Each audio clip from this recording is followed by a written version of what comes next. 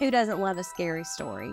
This time of year, we're always on the lookout for things around us or even around the country that can be a little spooky and sometimes scary.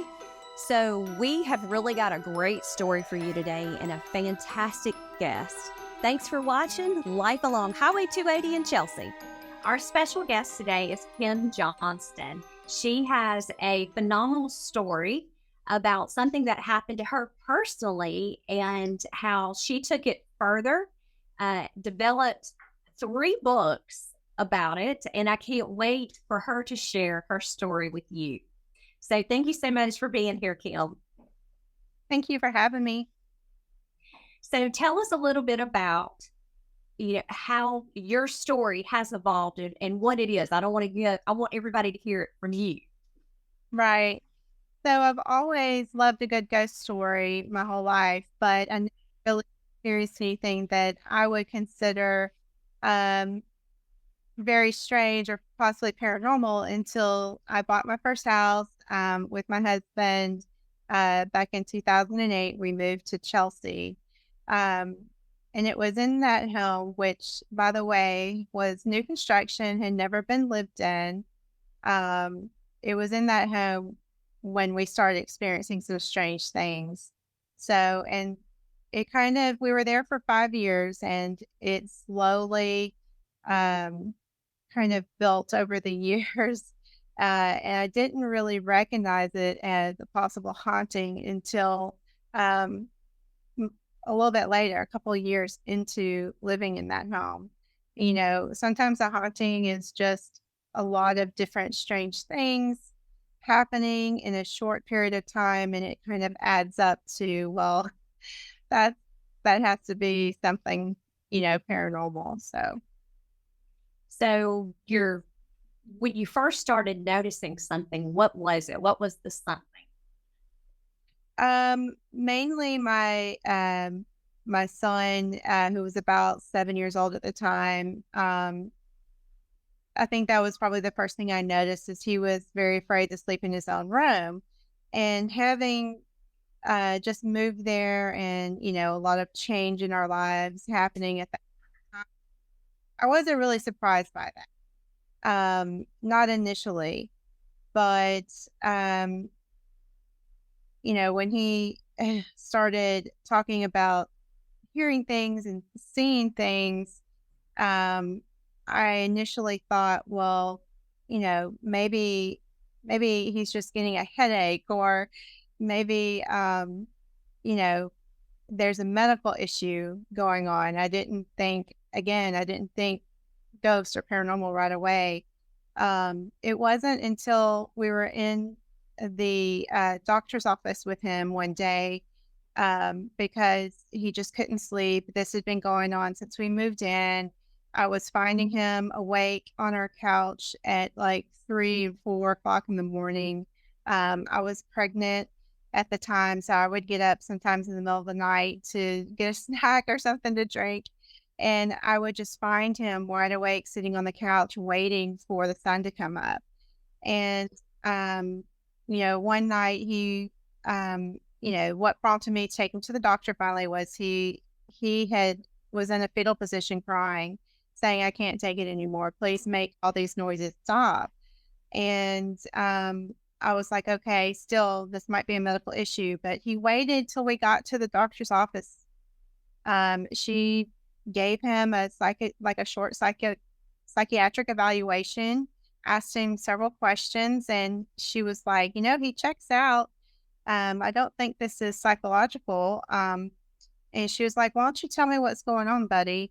And he said, "Well, I see people no one else can see." And my jaw just dropped to the floor. That was the first time that he had said that to me or to anyone.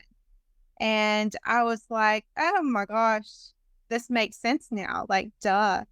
This isn't a medical issue. This isn't psychological. This is something in our house that's going on." And so, I knew what steps to take next, since we hadn't cleared for, any kind of issues. And I started trying to find someone that was intuitive, like a medium that could help my son with what he was going through better than I could, since I had never experienced anything like this before. So that was, he was experiencing all those things. And then my husband and I also were experiencing things. But again, it all didn't just click. I would hear like children playing sometimes after I'd already sent the children to bed. And so I would go tell them, hey, go to bed. But when I'd get up there to their rooms, they'd all be asleep, like sound asleep, not partying or anything like that. And sometimes I would think I would feel them crawling into bed with me in the middle of the night. And I would open my eyes to see which child this is crawling in the bed with me, and then no one would be there. Um, so this had been going on for a bit with me, but my husband didn't think anything of it. He just thought I sounded a little crazy, to be honest. He said he didn't even want me to tell him these things because, it just made him uncomfortable, and it made me sound crazy to him. So I could even talk to him about The only reason I'm laughing is because that's a typical husband response. And, years later, now that I've had time to reflect on his initial response, it makes perfect sense. He, deep down, that was, something paranormal or something you can't see is something he could not protect us from. And that really scared him deep down. And I think it came out as, you're crazy and don't tell me these things. But deep down it was, I don't know how to protect you from this. And he was really afraid too. It took about 2 years for him to experience anything. And once he did, he finally believed me. And he was apologetic for not having believed me. Well, it's understandable. We're all going to look for the logical, most rational explanation.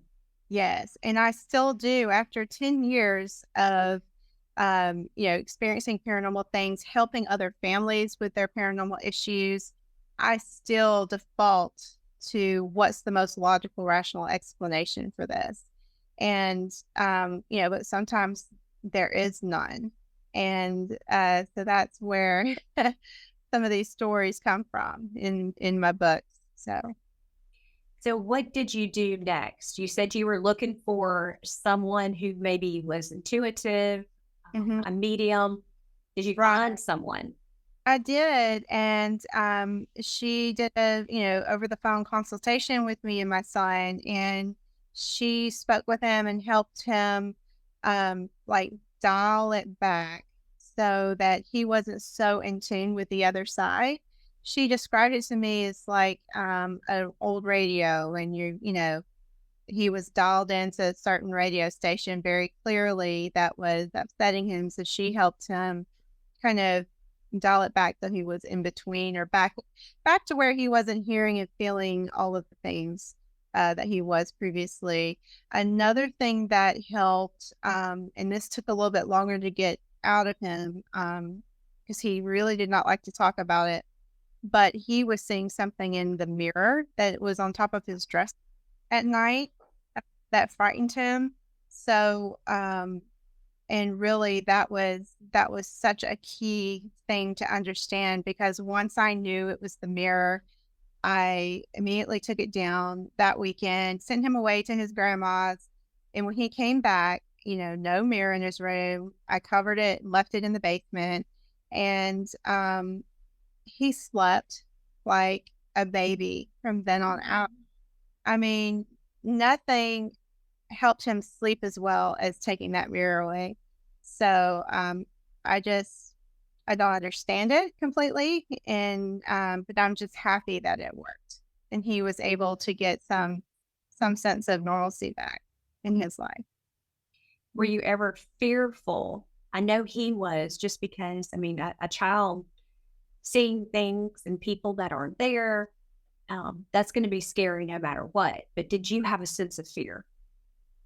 Not not continually. Every once in a while, I was startled and something would happen that would scare me, but I didn't live continually in fear like some of the families I have met over the years. So it was a very mild haunting, I would say, um, looking back compared to some of the other things that my friends and families that I've helped have gone through. Um, but really think it was a combination of things that kind of brought it brought it out. It was the new family coming in and then the children and then just the chaos of having been through for me, I had been through a recent divorce and I was getting this was a new um, relationship for me, new marriage, bringing my son into a blended family. So we had a lot of, I guess, just baggage. Oh, and that's stressful. yeah, a lot of stress. And, it was very happy times too, though. And I think that's really what got us through is just the new life that we had ahead of us and the excitement and the good things that were happening too. Does he still have experiences today? Occasionally, yes. And he's still very much a believer, even though he's an adult now and he doesn't experience it often. He's very much a believer.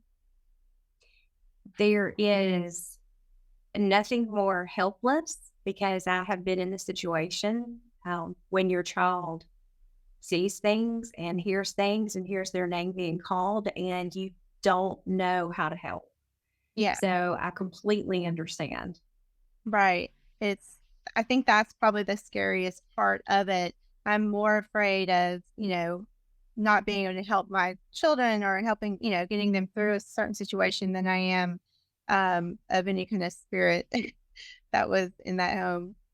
Right. And I can completely understand your husband's point of view is that who wants to face that? Because how do you help that? So you did take the right steps, you did the research, and from that, right, you started getting more and more curious. Right. Yeah. So once you experience it, like it just made me intensely curious. And so that's how all of these books got started is I just started researching the history. I started going out and helping other families because I knew what it was like to feel like you're going crazy, to not be believed. And I felt like I could help other people going through that. I didn't do it all alone though. Along the way, had some team members join me. And we founded Spirit Communications and Research of Alabama, which is my paranormal research team. And they have helped me through, researching through each of these books. And also, the mediums on my team are a big part of helping the families as well. Um, but we did research the area that I was living in. We found multiple cemeteries, like family cemeteries from farms from the 1800s, just, within walking distance of my front door. They're just off on private property in the woods. We discovered that a lot of those cemeteries were filled with children from, illness and, just lack of medical care back then. So that kind of explains why I was hearing children playing in the home that weren't there and having them crawl in the bed with me. Um, we also, though, it wasn't always just human spirits. Sometimes we experienced dogs, which is strange. So my son had seen a dog in the house, a spirit dog, like a ghost dog. Oh, it's interesting though. Yeah, yeah. So and we learned later on that someone down the road from us, decades, decades ago, they had put up a sign in front of their house called I think they called it Devil's Den. So everybody was very like curious about that person and what they were doing. And then when he passed away, they found jars and jars of like animal bones. Uh, so it's possibly that the spirit dog that we're seeing in the house could have had some connection to that person as too. So a lot of different things going on. Sounds like it. What about your neighbors? Did they experience Uh, situations? not that I'm aware of in like an immediate vicinity, but someone that lived close by that I eventually became friends with, they also had experienced a lot of different anomalies in their home too. So we've both felt that it wasn't just me, and it wasn't just him, that it was the area. So So tell us about the research that led up to the 3 books that you've written. so my first book was Haunted Shelby County, Alabama. So I covered the entire county. I did some, research into some historic homes, a lot of just interviewing people, locals, about their stories. Um, probably the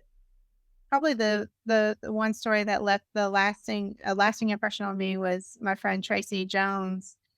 She grew up along Highway 49 in Chelsea, and they their family just experienced a very intense, scary haunting. They had lived in the same house, I think, for about 20 years, and um, it finally got to a point where it just broke them, and they had to leave. So, but she was, pointing out the day that I was interviewing her and taking her along for a ride, she was pointing out all these sites up and down Highway 49 that where just tragedy after tragedy had occurred. And it just left a very unsettled feeling with me that day. And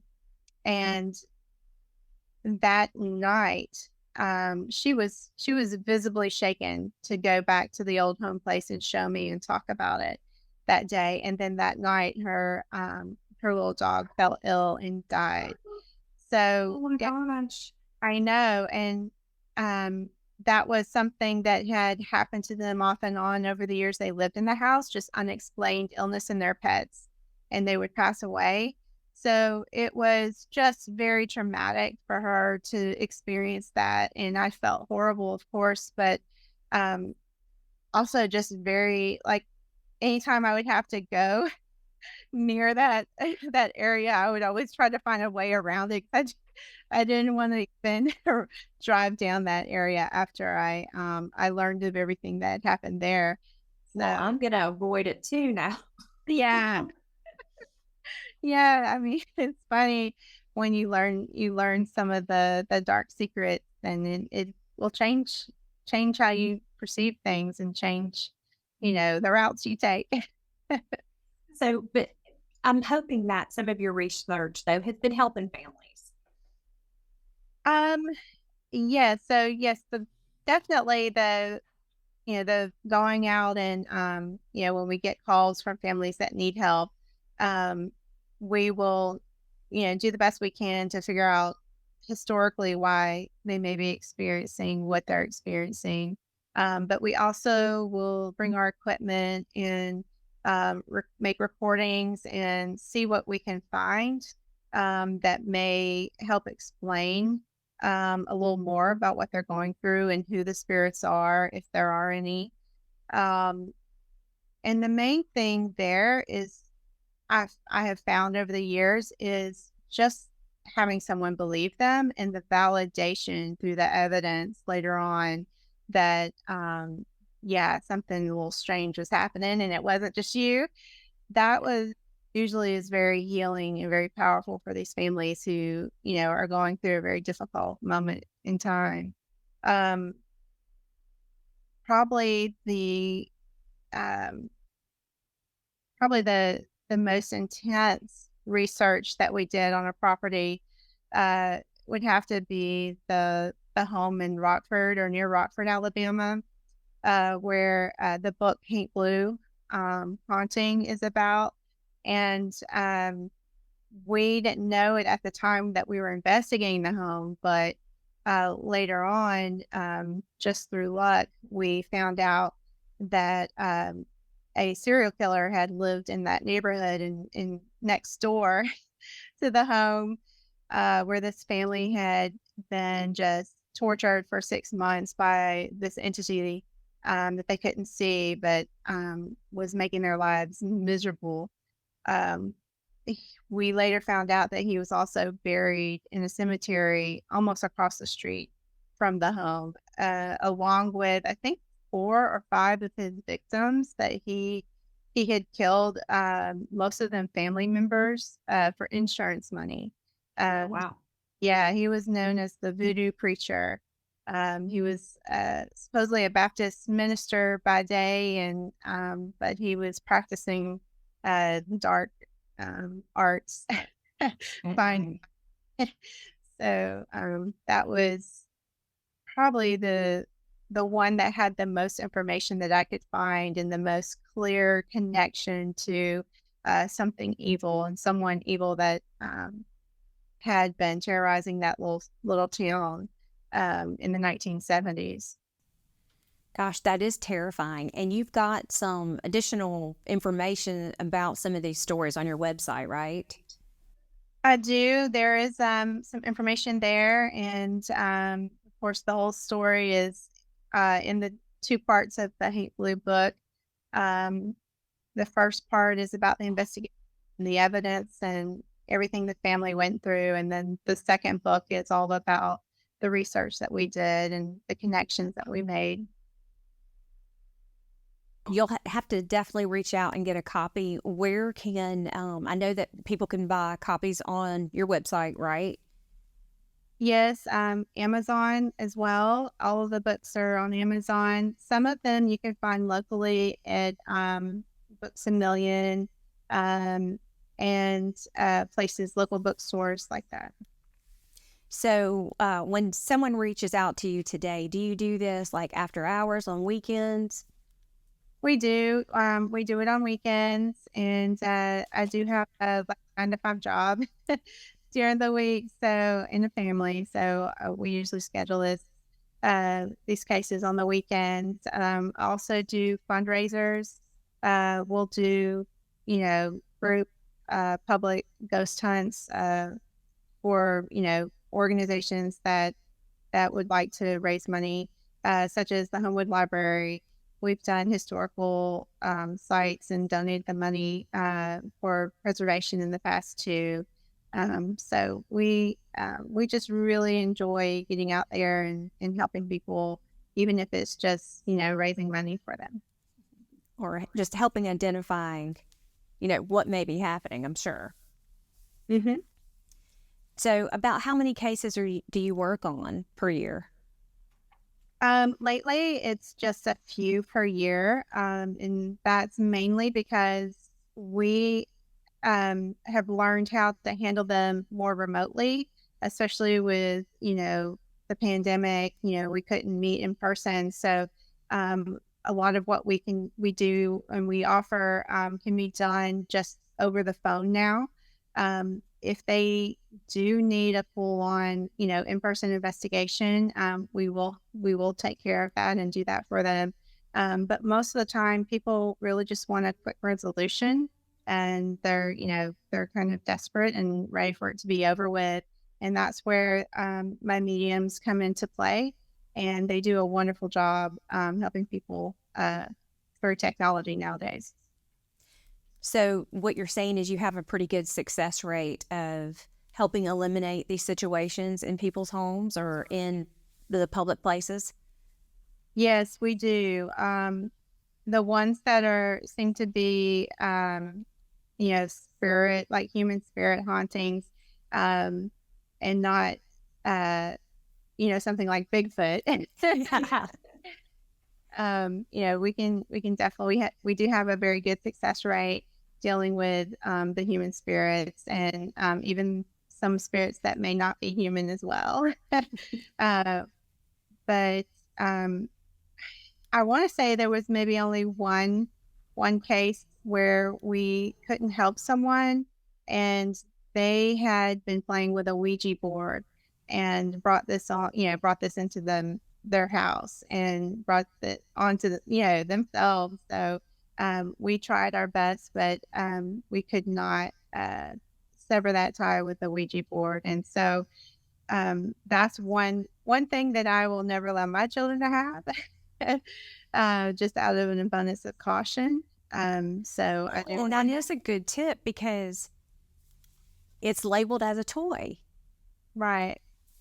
It is, but it's an ancient, really an ancient way of speaking to spirits, and there are rules to follow. Specifically, you need to close out your session. And if you don't follow the rules correctly, it can just leave that open for anything to come along and come through and bother you. A friend of mine likens it to throwing a cell phone into a prison yard. You don't know who's going to answer. I can see that. Yeah. So sometimes it's, pretty rough spirits that come through there. And so just out of abundance of caution, I just don't use them and don't allow those for my children. So. Well, it sounds like we need to spread the word on that for sure. Yeah. So, and I have friends that are intuitive, and it is extremely rare for them to meet a negative energy. They mostly will have extreme positive spirits come to them just because she knows and feels that they know she's intuitive, and to get a message to someone. And just the stories that I've heard through her, they will make you cry out of love, and just knowing that somebody or something can exist on the other side and still communicate is it's mind-boggling for sure. But I'm sure you see it every day and get to experience it all the time, so it's probably you're desensitized to it. Yeah, very much so. And having gone through my own experience, years ago, you really have to face your fears and work through those. So I had done that. So I guess I am desensitized to it. But I would like to add to what you were saying is, has been true in my experience too. Most of what we encounter is not evil or dark or anything bad. They're just trying to live, their lives too on the other side. And sometimes things get mixed up and people are fearful, but it's nothing to be afraid of. I would say there's probably 95% of what people are experiencing or what we've experienced and helped families with hasn't been negative, and maybe 5% has over the years. So it's really a small percentage of the bad out there, thankfully. Well, and I definitely want to be clear for anyone who is watching that this is not about condoning, the dark side or anything that is anti-Christian. Even my friend who's very intuitive, she is a follower of Jesus and is very adamant about that. And she feels like her gifts come directly from angels, and she's just been able to, she's had the gift since she was a child, and she has just been able to get over her fears and actually embraces that. So it does sound unusual, but it's very curious. And that's why I wanted to talk to you, Kim, because I find the story so fascinating, and actually how you just were compelled to take it further so that you could help other people, because you were in this situation not knowing what to do and not knowing how to help your child, and to make sure also that your home was safe. for everyone. So I feel like you have taken a situation that happened to you and turned it into something that was for the good of many others.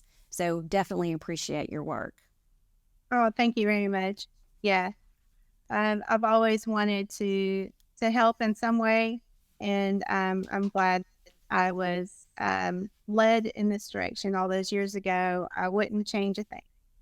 Well, good. So if somebody wants to reach out to you if they're having an issue, and I sell houses for a living, and you do not have to disclose if you feel like your house is haunted. That's not something that is legally that you have to disclose. You do have to answer if someone asks you a direct question, and I have been asked many times a direct question if the sellers feel like their house is haunted. And most of the time, no, but I have had listings that have been, and I've just always been one to say they feel like this is, because it may not deter someone from buying the house. It may deter everyone from buying the house, but it's just always good to let people know, I feel. Yeah. So if someone is having an issue and they want to reach out to you, what's the best way to contact you?